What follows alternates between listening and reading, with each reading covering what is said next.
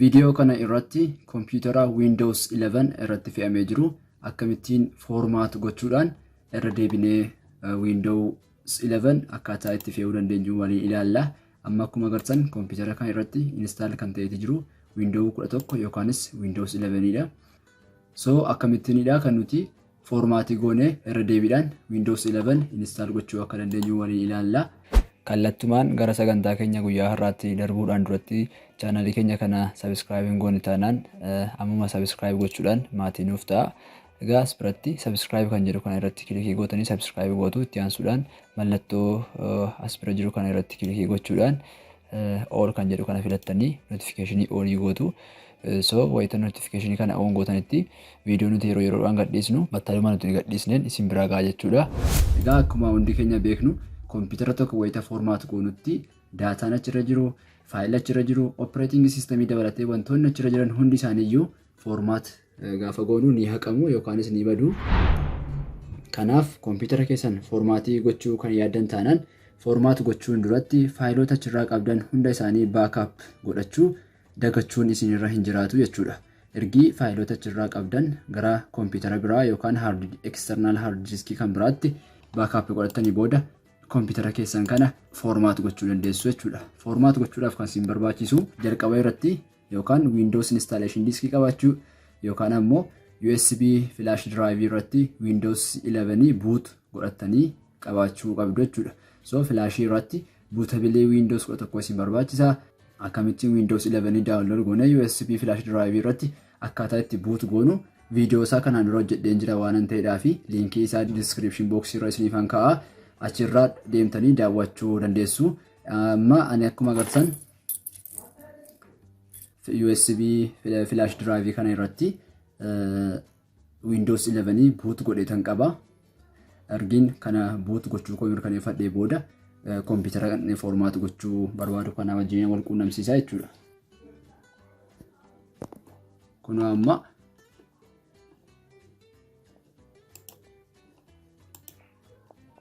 kuni setup Windows 11 kanan USB flash drive kiyyarratti bootable godheedha. So isinillee jalqaba kana bootable godhattanii qopheeffachuu qabdu jechuudha. Ergi kana computer keessanii wajjin wal quunnamsiisanii booda maal gootu computer keessan shut down gootu jechuudha. Shut down.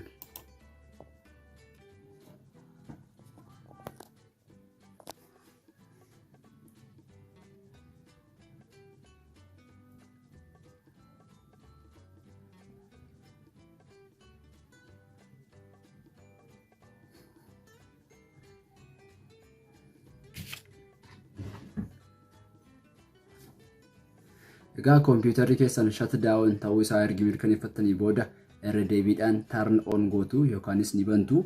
Wayita bantanitti ammoo logoon computer sanaa wayita display ta'utti keyboard keessan irraa boot key fayyadamuudhaan gara boot option seenuu qabdu jechuudha. Bootable kan ta'e kana flash drive yookaanis flash keessan irraa install gochaa window format gochuudhaaf boot key fayyadamtanii gara boot option menu seenuu qabdu jechuudha. Computer keenya turn on goona daily irra taanaan keyboard irraa F12 dha kan isin fayyadamtan. Wayituma logoon daily isiniif dhufutti computer irraa F12 gadi qabdu jechuudha. HP taanaan F9 natti fakkaata. Computer gara computeratti garaagarummaa ni qabaata. So kan computer keessanii yookaanis boot key computer keessanii Google irraa search gootanii erga argattanii booda computer keessan wayita turn on gootanutti boot key sana irra deebiidhaan keyboard keessan irraa tuttuquudhaan gara kanatti dhuftu yookaanis gara boot menu option kana dhuftu jechuudha. Itti aansuudhaan maal gootu nuti USB flash drive fayyadamneetu waan ta'eedhaaf diskiidhaan kan isin format gochuu yaadartan taanaan CD/DVD kan jedhu kana filattu. USB yookaan flashiidhaan taanaan immoo USB storage device kan jedhu kana filachuudhaan enter gootu jechuudha. Kan ammoo filachuudhaaf arrow yookaanis xiyya keyboard irraa afuran jiran keessaa kan gara gadii fi kan gara olii kana fayyadamuudhaan ol deemuu dandeenya, gada deemuu dandeenya jechuudha. Ergi kan barbaanne filannee booda enter irratti jennaani. Press any key to boot from USB jechaa jira. Keyboard keenya irraa waan tokko gadi tuqna. Itti aansuudhaan iyyuu haala kanaan seenuutu jira.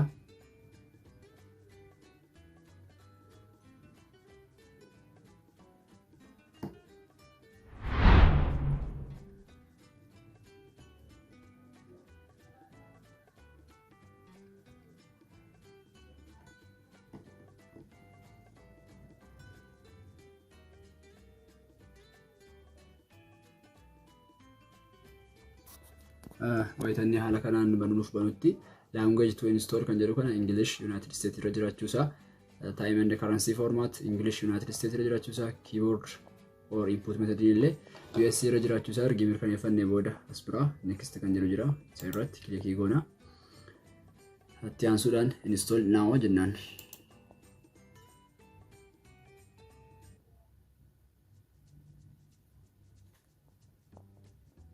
Setup is starting jedhee setup start gochuutti jira. Wayita Windows setup kana license terms isaa kana nuuf fidu I accept the license terms kan jedhu kana filachuudhaan next jennaan. Windows type of installation type Windows nuti filannu custom kan jedhu kana filanna. Ergi isa filannee booda gara kanatti nu fida jechuudha. Asirratti dhagaa kan nuti formaattii sana gaggeessinu. So ammas biratti partition sadiitu jira. Inni jalqabaa system reserved window dhumaan kan reserved ta'ee fi keezii garaa garaatiif primary partition inni fayyadamudha. Itti aansuudhaan as bira kan jiru partition 2 yookaan local disk C kiyyaadhaan kuni. Itti aansuudhaan partition sadaffaan kun immoo local disk D kiyyaadha. Amman kanan gochuu barbaadu local disk C yookaanis partition lammaffaa kana formaat godheetanii akka haaraattan irratti install gochuuf deemaa jira. Amma akkuma argitan free space insa GB 167 jedha. Ergi formaat goonee booda free space nuti qabaannu waliin ilaalla. Amma egaa partition formaat goonu kana as bira ergi select goonee booda as bira gara gadi kana formaat kan jedhu jira. Isa filachuudhaan irratti click goona jechuudha. So wayita partition kana formaat gootutti daataan yookiin faayilii achirra jiran hundi isaanii ni haqamu yookaanis ni badu waan ta'eedhaaf wanta kana mirkaneeffadhu sirriitti ilaalinaan jechaa jira. Okay jedhaanii amma egaa partitionii kiyya formaat gochuuttidha kan inni jiru. Already formaat godheera. Kun akkuma agartan free spacing kiyya meeqa ta'e 265 total size isaa meeqadha 265 265 akka kanaan jira jechuudha. So amma partitioning siin kuni yookaan partitionii lammaffaan kuni totally formaat ta'eeti jira jechuudha. Ammas chirrattidha kan nuti akka haaraatti window install goonu. Ergiin kana filadhee booda itti aansuudhaan as bira maal jedhaa next isarratti kilikii goona. So amma window installation jalqabeeti jira jechuudha. Egaa hardware performance keessan irratti hundaa'ee speediin isaa turuu ni danda'a. Kompiitara tokko irratti immoo dafee xumuruutii danda'a. Waan irra geenye walumaan ilaalla. Amma installationiin isaa jalqabeeti jira. Windows 11 ergi partitionii kiyya C yookaanis partition lammaffaa formaat godhee booda akka haaraatti irra deebiidhaan install gochaan jira jechuudha.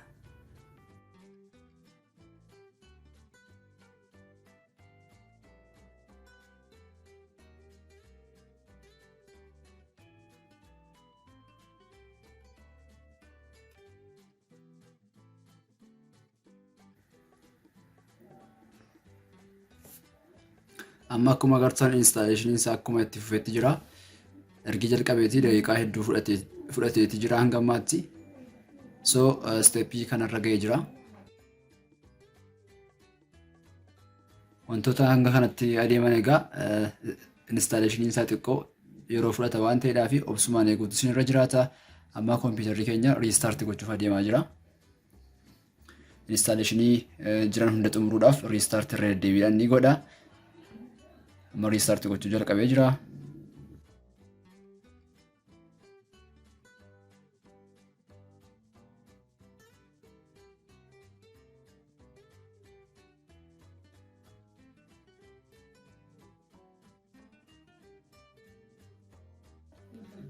Wayitanii restart kana jalqabutti USB flash drive keessan yoo irraa buqqistan bareedaadha.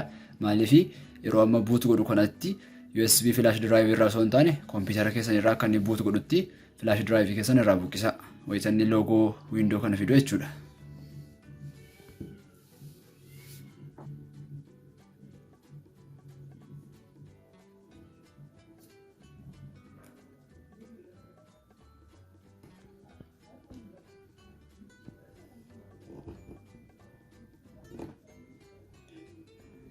Egaan kompiitara keenya formaat ergi goonee booda irra deebiidhaan window 11 install gochuutti jirra. Installation isaa sadarkaa kana irra ga'eeti jira. Amma gara xumuraatti adeemaatu jirama. Starting services jedhee Windows load gochaa jira.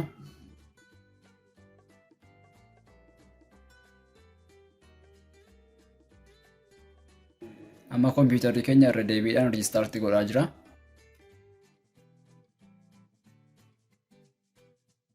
Instaaleeshinii isaa xumuruudhaaf irra deebiidhaan riistaartii gochuutti jira.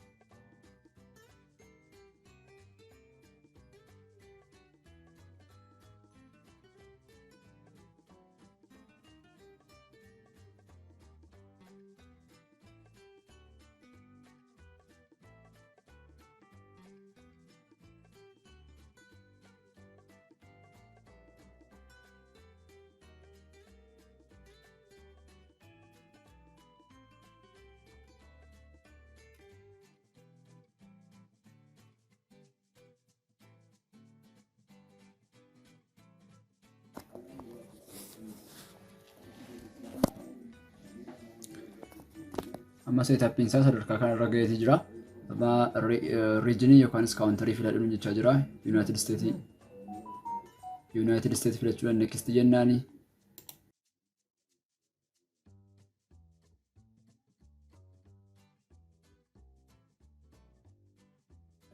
Itti aansuudhaan kiiboordii kan inni itti nu gaafachaa jiru. USA filachuudhaan yes jennaani. Second keyboardii yookaan keyboardii lammaffaa add gochuu barbaadan jechaa jira. Hin barbaachisu kanaafuu skip jennaan.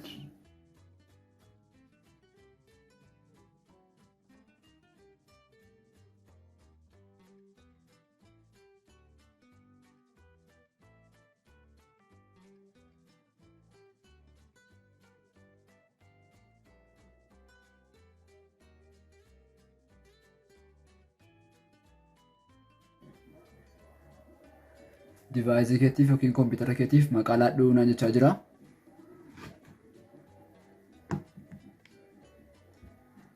Maqaa laannaa fi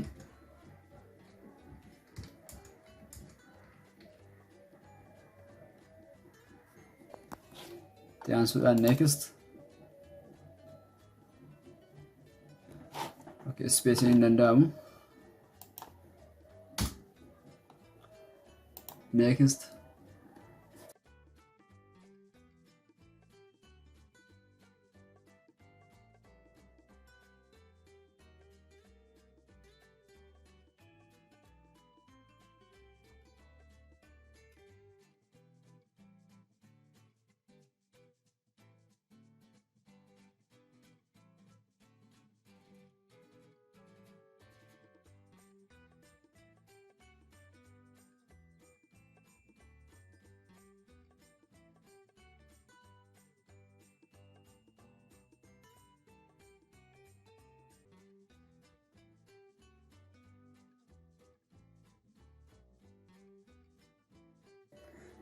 Amma irra deebiin banuutti jira.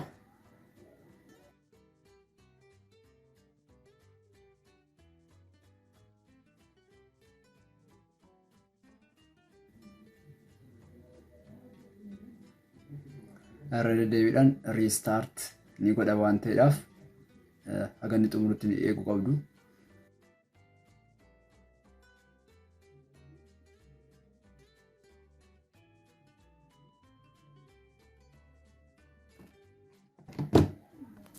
Itti aansuudhaan gara fuula kanaatti nu fida. How would you like to set up this device nuun jedhee dhimma dhuunfaatiif itti fayyadamaa kan jirru yoo ta'e set up for personal use kan jedhu filanna. Dhimma hojiitiif yookaan immoo dhimmoota garaagaraatiif taanaan kana filanna. Amma nuti dhimma dhuunfaatiif waan ta'eef set up for personal use kan jedhu kana filachuudhaan next jennaani.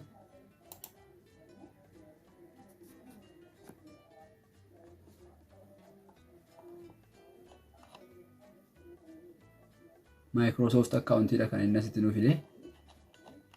Unlock your Microsoft experience nuun jechaa jira. Sign in jennaani.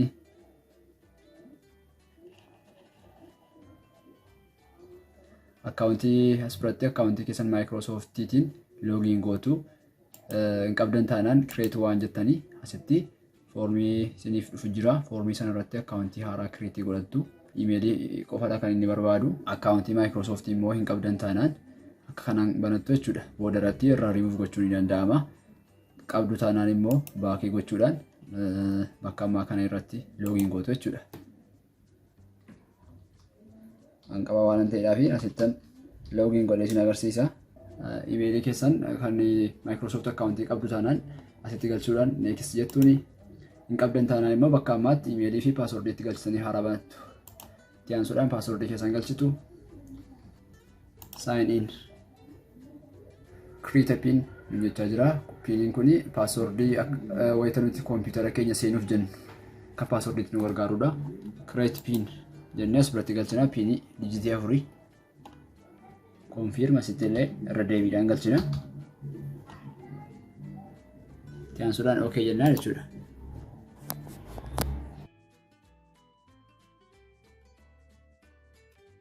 Itti aansuudhaan gara fuula kanaatti wayita nu fidu. Next jechuudhaan bira dabarraa. Locationii wantoota garaagaraati kan inni asitti permission gaafachaa jiru. Accept jennaani. Itti aansuudhaan let's customize your experience. Windows keenya customize godhee editionii garaagaraa irratti nu gochuu warra nu gaafachaa jira. Ammaaf kun hin barbaachisu waan ta'eef skip jennaan. Use your Android phone from your PC nu jechaa jira. Kun illee ammaaf nu hin barbaachisu. Skip jennaani. Faayidaan isaa bilbilaa fi kompiitara keenya walitti quunnamsiisuudhaan kompiitara keenya irratti akkaataa nuti bilbila keenya fayyadamuu dandeenyu kan nu gargaaru haala kan nuuf mijeessudha inni amma. Free trial of Microsoft 365 dasti kan nu gaafachaa jiru. Kana continue jenneeni next irratti credit cardii akka nuti galchinu kan inni nu gaafatu. Free ta'uyyuu malee credit cardii kana moo continue jedheeni credit cardii fi wantoota garaagaraa odeeffannoo dabalataa akka nuti galchinu kan inni nu gaafatu. So nuti immoo kana hin qabnu yoo taane maal goona? Ammaaf nu hin barbaachisu waan ta'eefis akka biyya keenyaatti baakii gochuudhaan decline goonee bira dabarraa jechuudha. Microsoft Office qobaatti install gochuu dandeenya. Get 100 GB free OneDrive storage kanallee decline gochuudhaan bira dabarraa.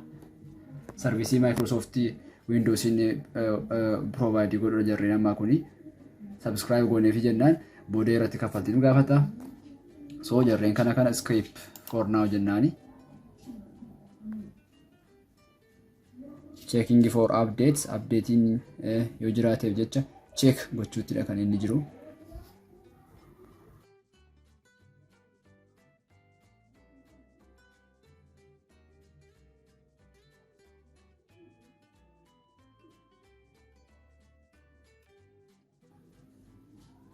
Wantoota hunda xumuruudhaan amma irra deebiin banuuttidha kan inni jiru.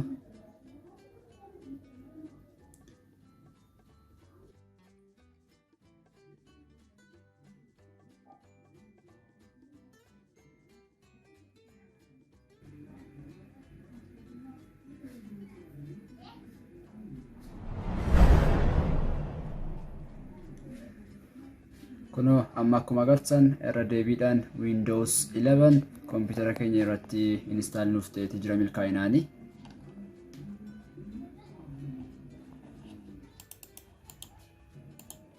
Egaan kana fakkaata kompiitara keenya milkaa'inaan formaat gochuudhaan irra deebinee Windows 11 install gooneetii jirra jechuudha.